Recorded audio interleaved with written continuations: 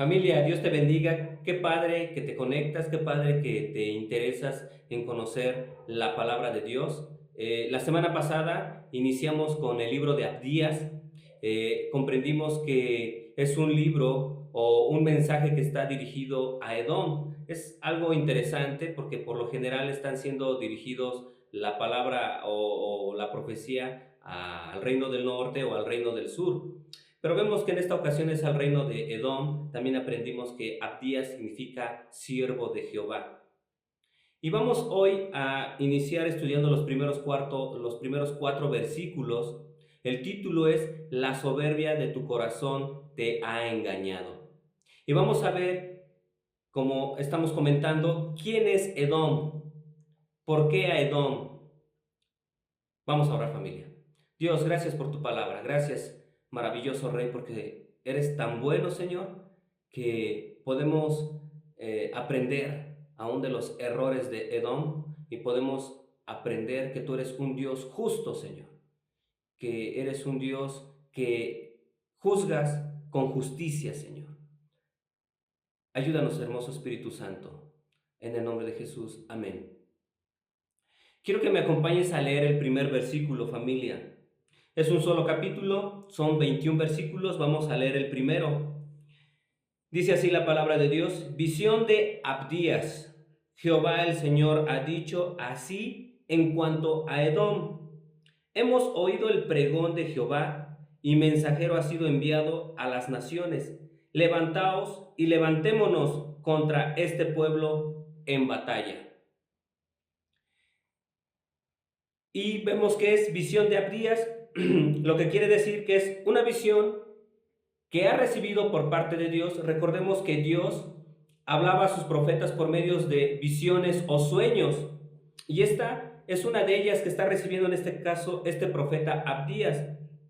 Debemos de tener en cuenta que no estaban escritos los 66 libros que conforman el canon de la palabra de Dios. Entonces esto era muy interesante y maravilloso, ya que Dios está usando a sus siervos, como bien lo dice su nombre o el significado de su nombre, que es siervo de Jehová. Entonces vemos que lo único que está haciendo Abdías es ser portavoz de lo que Dios le está mandando a decir a Edom.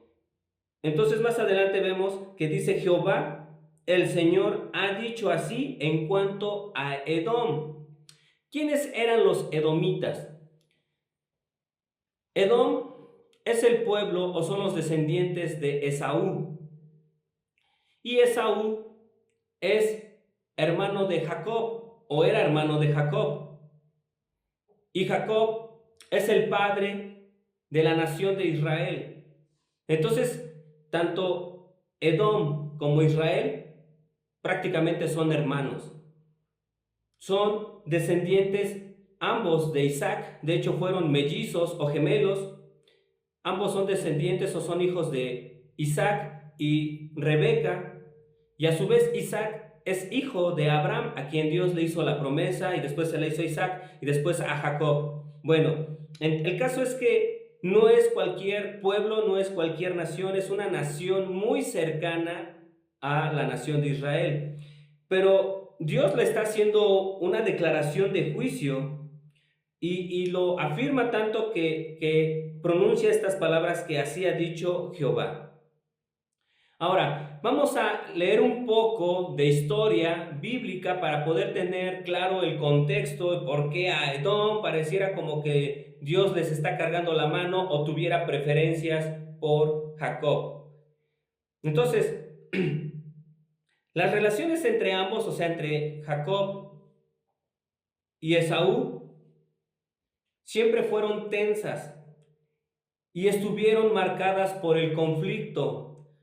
Cuando tú lees en Génesis cómo sucedió esto, prácticamente Isaac era consentido Esaú era el consentido de Isaac, o no el consentido, pero obviamente era el preferido porque él era el primogénito, pero Jacob era el consentido, así lo podríamos decir, de Rebeca. Entonces, ambos hicieron trampas. Los dos padres realmente estaban poniendo su confianza en sus fuerzas, en sus planes, y estaban ignorando el plan de Dios. Entonces hubo una serie de trampas, de tranzas, en el sentido en que Jacob primero le cambia la primogenitura a Esaú por un guisado rojo. Más adelante dice la Biblia que eran lentejas. Luego le roba la bendición haciéndose pasar Jacob por Esaú, donde su mamá le ayuda para ponerse pieles de animales para parecer velludo. Entonces, esto genera conflictos, pero a pesar de eso, hubo una reconciliación aparente entre Esaú y Jacob, descrita en Génesis 33, del 4 al 5. Dice así: pero Esaú corrió a su encuentro y le abrazó y se echó sobre su cuello y le besó, y lloraron. Y alzó sus ojos y vio a las mujeres y los niños y dijo: ¿quiénes son estos? Y él respondió, hablando de Jacob: son los niños que Dios ha dado a tu siervo. Entonces, aunque hubo una aparente reconciliación, tanto que se abrazaron, se besaron y hasta lloraron, y se interesó por sus sobrinos, esto no fue así. Ese odio continuó, e incluso el trato especial que Moisés mandó a favor de este pueblo no fue tan importante, no fue relevante. O sea, no fue relevante esta reconciliación, ni tampoco lo que pidió Moisés a la nación de Israel hacia la nación de Edom. Y esto lo vemos en Deuteronomio 23, del 7 al 8. Dice: no aborrecerás al edomita porque es tu hermano. No aborrecerás al egipcio porque forastero fuiste en tu tierra. Versículo 8. Los hijos que nacieren de ellos en la tercera generación entrarán en la congregación de Jehová. O sea, Moisés le está diciendo: van a hacer también ustedes a un lado sus resentimientos, a pesar de que no nos dejaron entrar, a pesar de que Edom no permitió que pasáramos por sus tierras y nos amenazó que si nosotros intentábamos pisar siquiera, iban a salir en contra de nosotros y nos iban a atacar. ¿Esto qué produjo en Edom? O sea, aquí podemos ver que la reconciliación de su padre, por así decirlo, Esaú, no importó, tampoco importó lo que Dios deseaba por parte de Israel en cuanto a perdonar a Edom, tampoco. Ellos continuaron con esa raíz de amargura que los edomitas, tanto así que desterraron, y con el tiempo floreció esa raíz. Y esto lo vemos en Hebreos 12:15, cuando dice la palabra de Dios: mirad bien, no sea que alguno deje de alcanzar la gracia de Dios, que brotando alguna raíz de amargura os estorbe y por ella muchos sean contaminados. Y ellos permitieron que esta raíz de amargura brotara, creciera, echara raíces profundas, tanto que floreció y como fruto dio esta amargura y alcanzó a muchos, a toda una nación. Lo que sucedió con Esaú alcanzó, multiplícalo por todos sus descendientes, tanto que agarraron un odio, un rencor a Israel. De hecho, los edomitas negaron el paso por su territorio de Israel cuando iban desde Egipto a la tierra prometida. Y esto lo vemos en Números 20, capítulo 14, 22. Envió Moisés embajadores al rey de Edom desde Cades, diciendo: así dice Israel, tu hermano, tú has sabido todo el trabajo que nos ha venido, cómo nuestros padres descendieron a Egipto y estuvimos en Egipto largo tiempo, y los egipcios nos maltrataron y a nuestros padres, y clamamos a Jehová, el cual oyó nuestra voz y envió un ángel y nos sacó de Egipto. Y he aquí que estamos en Cades, ciudad cercana a tus fronteras. Te rogamos que pasemos por tu tierra. No pasaremos por la labranza, ni por viña, ni beberemos agua de pozos. Por el camino real iremos, sin apartarnos a diestra ni a siniestra, hasta que hayamos pasado tu territorio. Edom le respondió: no pasarás por mi país. De otra manera saldré contra ti armado. Y los hijos de Israel dijeron: por el camino principal iremos, y si bebiéremos tus aguas, yo y mis ganados, daré el precio de ellas. Déjame solamente pasar a pie, nada más. Pero él respondió, o sea, Edom, no pasarás. Y salió Edom contra él con mucho pueblo y mano fuerte. No quiso pues Edom dejar pasar a Israel por su territorio, y se desvió Israel de él. Y partiendo de Cades, los hijos de Israel, toda aquella congregación, vinieron al monte de Ur. Aquí podemos ver que dijeron los de Edom, pues qué bueno, ¿no? Qué bueno que te oprimieron prácticamente, qué bueno que estuviste como esclavo, qué bueno que tú y tus padres sufrieron, eso a mí no me importa. Tú quieres que te hagamos el paro permitiéndote recortar tu recorrido pasando por nuestras tierras, pero eso no va a suceder. Es más, si tú pones un pie, nosotros vamos a salir contra ti armados. Qué mala onda. Y si pusiste atención, cuando Moisés manda a sus embajadores, les dice, diles que dice Israel, tu hermano. Entonces podemos ver cómo el corazón endurecido, lleno de resentimiento, de amargura y de odio, se sigue manifestando en este pueblo, en Edom.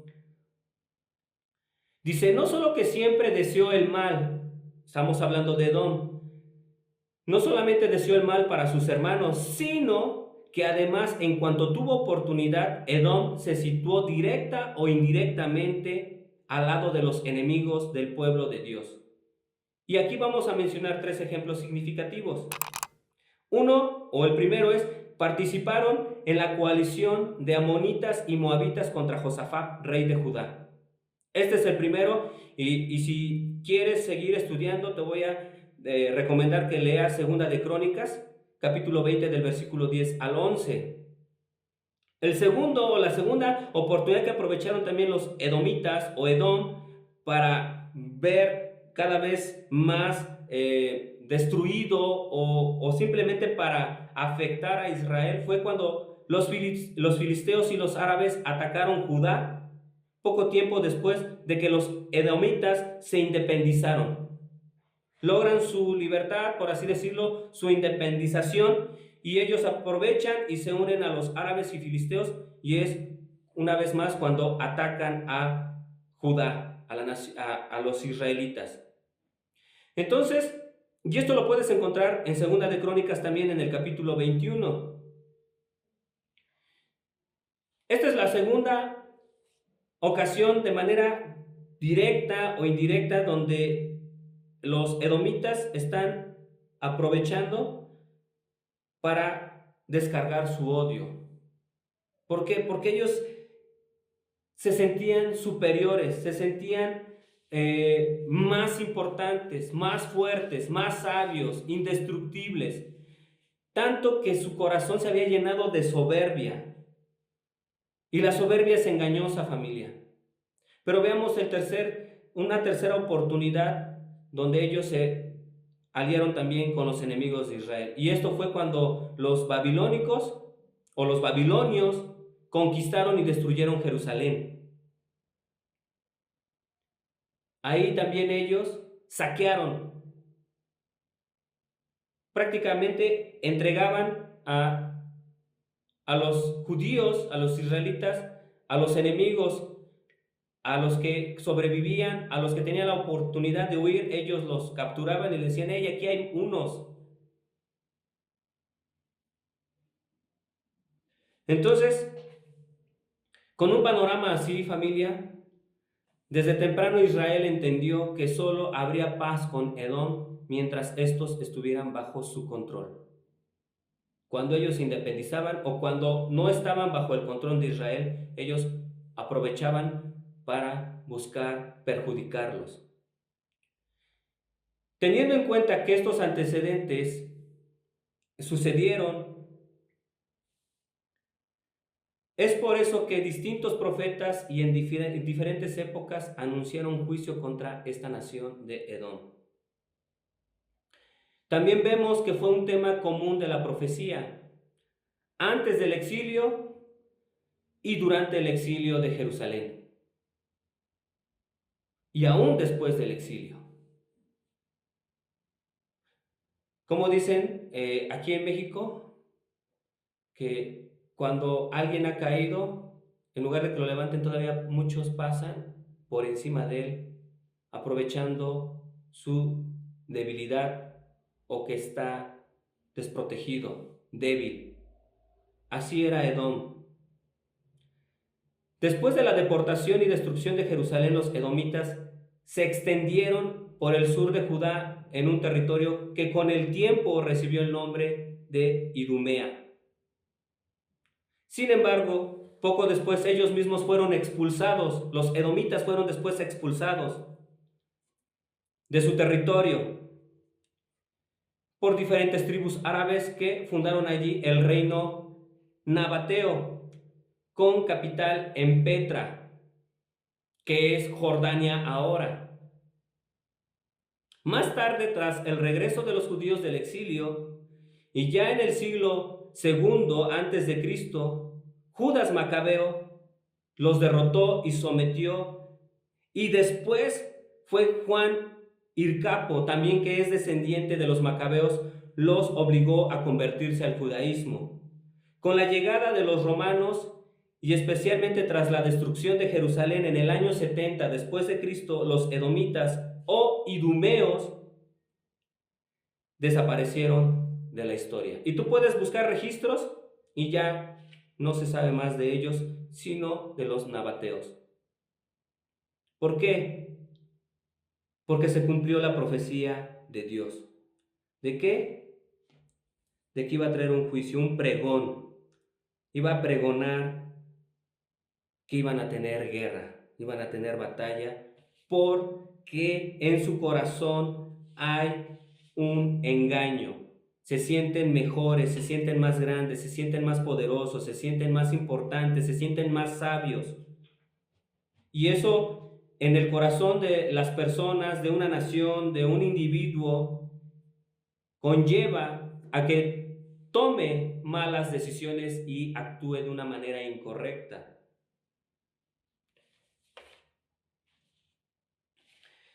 Dice que Jehová el Señor así ha dicho en cuanto a Edom, y es lo que pudimos ver, familia, ¿no? ¿Y por qué lo ha dicho? Por todas estas circunstancias, por su mala cabeza de Edom, por un corazón lleno de soberbia. ¿Y qué más les dice? Así, Jehová el Señor ha dicho así en cuanto a Edom. Dice, hemos oído pregón de Jehová. El Señor ha pregonado algo. ¿Qué ha pregonado? Levantaos y levantémonos contra este pueblo en batalla. ¿Y esto qué quiere decir? Que Dios está trayendo naciones contra Edom en batalla, lo que acabamos de leer. Que los árabes vinieron y los tomaron. Y que fueron después los idumeos, aunque también eran parte de los edomitas. Pero después, en el año 70 después de Cristo, completamente se pierde el registro o rastro de esta nación. Realmente se cumplió la palabra de Dios. Los desaparecieron. Más bien no es esta la palabra, o sea, realmente fueron destruidos. Ahora, en el versículo número 2 dice así la palabra de Dios: He aquí, pequeño te he hecho entre las naciones, estás abatido en gran manera. ¿Esto qué quiere decir? Que Dios, a través de que levanta naciones en contra de él para destruirlo, lo hace pequeño. Y realmente este pueblo es pequeño. Pero comparado con el poder, con la sabiduría de Dios, no es nada, familia. Y a veces nosotros nos sentimos que sabemos más que Dios, que podemos más que Dios, que no necesito a Dios si yo tengo una excelente ubicación porque vivo en un lugar donde tengo seguridad en la entrada, tengo alarmas en mi casa, tengo perros feroces, y tú puedes poner tu confianza en una seguridad material o humana. o en tu dinero, o en un trabajo,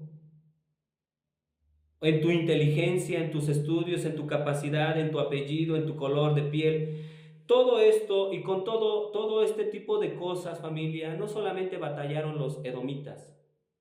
Cada uno de nosotros batalla con la soberbia, familia. Aquí el punto es que nosotros reconozcamos que no somos más que los demás y que todo el tiempo somos dependientes de Dios, que sin Él nada somos, nada tenemos y nada podemos hacer. Por eso es que dice, aquí pequeño te he hecho entre las naciones, estás abatido en gran manera. El ser orgulloso hace que nosotros experimentemos quebranto, abatimiento. Y muchas veces la ruina llega tan fuerte, la caída duele tanto, que te sientes miserable, te sientes tan pequeño. Pero eso no es necesario experimentarlo cuando estamos en situaciones difíciles. Realmente debemos saber que nosotros somos pequeños, familia. Somos pequeños. No somos ni tenemos nada que no provenga de Dios. Versículo 3 dice así la palabra de Dios. La soberbia de tu corazón te ha engañado. Y este es el título de esta enseñanza. Porque esta es la consecuencia. Vimos a quién va dirigido este castigo, pero aquí estamos y vimos cuáles van a ser las causas de ese castigo, pero vamos aquí en este versículo número 3 a ver la raíz de ese castigo. Y es que hay soberbia en su corazón y que lo ha engañado. Dice, tú que moras en las hendiduras de las peñas, en tu altísima morada, que dices en tu corazón, ¿quién me derribará a tierra? La soberbia de tu corazón te ha engañado. Esto ayuda a explicar por qué Dios está trayendo juicio contra Edom. Ellos están llenos de soberbia y ésta los ha engañado. La soberbia es muy engañosa, familia. Nos hace pensar cosas sobre nosotros mismos y sobre los demás que simplemente no son ciertas. Te puede hacer sentir que tú eres más inteligente, más influyente y que tu compañero de al lado no es tan capaz como tú. Que tú eres más sagaz para realizar un trabajo. Que la empresa sin ti prácticamente no funcionaría. Entonces, con eso estás pensando que los demás son inferiores a ti. Tú puedes considerarte más importante porque tal vez traes un carro muy caro del año y porque tal vez otras personas usan el transporte público. Tú puedes sentirte más importante y te engañas a ti mismo y eso te genera arrogancia en tu corazón porque tal vez tu color de piel es distinto al de otras personas o porque la ropa que tú usas es de marca o porque tú te rodeas de personas, entre comillas, que son importantes, o porque tú tienes más dinero que otros. No te engañes, no dejes que la soberbia te engañe. Eso te ayuda a tener un alto concepto de ti mismo y mirar hacia abajo a los demás. Esto es lo que le estaba sucediendo a Edom. Por eso es que él decía que él vivía en las alturas y que él nadie lo podía tocar porque prácticamente vivía entre las hendiduras de las peñas. ¿Y esto qué quiere decir, familia? Que los edomitas no tenían mucho de qué enorgullecerse realmente. Eran una nación pequeña, relativamente pobre e insignificante, como nosotros. Sin Dios no somos nada, familia. Realmente el amor de Dios nos hace que seamos valiosos, que seamos como la niña de sus ojos. Pero quita a Cristo de tu corazón, quita al Espíritu Santo de tu vida y ¿qué somos? pequeños, insignificantes. Es Dios el que nos da valor. Es sus planes, sus propósitos los que dan sentido a nuestra vida. Y cuando entendemos que fuimos creados para la alabanza de su gloria y para anunciar su palabra, eso es lo más maravilloso. Como decía Pablo, si en algo hemos de gloriarnos, gloriémonos en Cristo,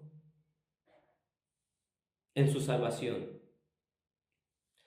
Ahora, los edomitas, aunque eran pequeños e insignificantes, ellos, de lo que sí podían estar orgullosos, era de que, como vivían en las peñas, ahora Petra, esta ciudad que ha sido considerada una de las 7 maravillas del mundo, pues les impedía, ¿verdad?, que los enemigos los atacaran. Ellos tenían una gran ventaja, con pocos soldados ellos podían destruir a un gran número de soldados del enemigo.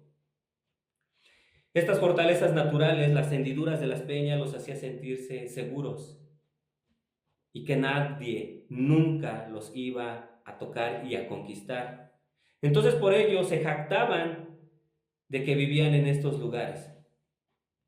Versículo 4 dice: si te remontares como el águila, y aunque entre las estrellas pusieres tu nido, de ahí te derribaré, dice Jehová. Si te remontares como el águila. El orgullo está tan arraigado, familia, en la naturaleza humana, que incluso si no tenemos mucho de qué enorgullecernos, encontraremos algo para exaltarnos a nosotros mismos. No, pues es que a mí me quedan bien sabrosos los chilaquiles. Nadie como yo hace chilaquiles. Es más, los frijolitos a mí me quedan increíbles. Y aunque no tengamos nada, si tú corres más rápido que el otro, si tú sacas 10, ¿verdad?, y el otro saca 9, el caso es que el ser humano siempre tiende a estar luchando con la arrogancia en su corazón. Aunque a veces no tengamos nada, pero aún si encontramos algo que genere como un privilegio o una cualidad de nosotros, de eso vamos a estar haciendo que sea nuestra fortaleza, algo de lo cual vamos a estar jactándonos o presumiendo. Esto también nos habla y nos da a entender que no tenemos que ser ricos o poderosos o grandes para llenarnos de orgullo. A veces los que menos motivos tienen para el orgullo son los que más los tienen. A veces, y te aumentaron en el trabajo algo en tu salario, ¿no? Ya no cabes en la oficina, ya no cabes en tu puesto, ya no cabes en tu casa, ya hasta tus parientes ya los miras hacia abajo, ¿no? Porque subiste el nivel de un ladrillo. Debemos de tener cuidado. O en nuestra casa, ¿no? Si a veces hasta como cristianos podemos sentirnos más espirituales que los demás y somos arrogantes y nos volvemos religiosos. Y empezamos a señalar a los demás porque tú dices: no, pues yo sí oro, yo sí leo la palabra de Dios, yo no me pierdo ningún video, yo no falto los domingos y estoy aquí desde temprano. Eso es bueno, eso es excelentísimo, es lo que Dios desea. Pero aún eso puede ser una motivación para que en tu corazón haya arrogancia y esa arrogancia te esté engañando y te haga creer que eres mejor que los demás. Entonces, los edomitas se jactaban de sus defensas naturales. La antigua ciudad de Petra, familia, que alguna vez fue la capital de Edom, conocida como Sela, tenía defensas sorprendentes. Es una ciudad excavada en la roca, accesible por un estrecho cañón de casi 1,5 kilómetros o alrededor de 1,5 kilómetros, familia. De largo tiene este cañón. Al final del cañón hay una espectacular ciudad tallada en piedra y aparentemente incapaz de ser conquistada por ningún ejército. Sin en cambio, Dios le dijo: de ahí te derribaré, dice Jehová. de ahí te derribaré.